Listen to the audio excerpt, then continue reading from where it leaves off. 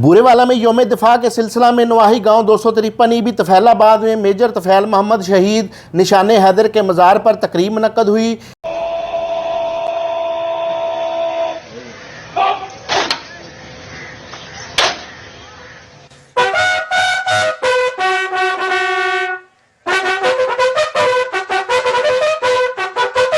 Major محمد طفیل شہید کے مزار پر chief of army staff general Asim Munir کی جانب سے general officer commanding Bahawalpur Mazhar Nazir Khan نے مزار پر پھولوں کی چادر چڑھائی۔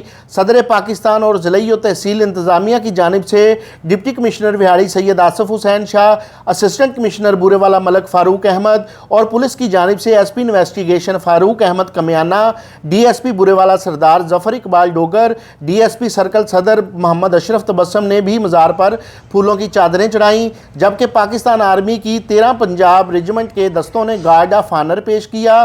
اس موقع پر میجر طفیل محمد شہید اور شہداء کے درجات کی بلندی اور پاکستان کی سالمیت کے لیے دعا کی گئی۔ اس تقریب میں میجر طفیل محمد شہید کے اہل خانہ اور شہریوں کی کثیر تعداد نے بھی شرکت کی۔ محسن مغل نیوز بورے والا۔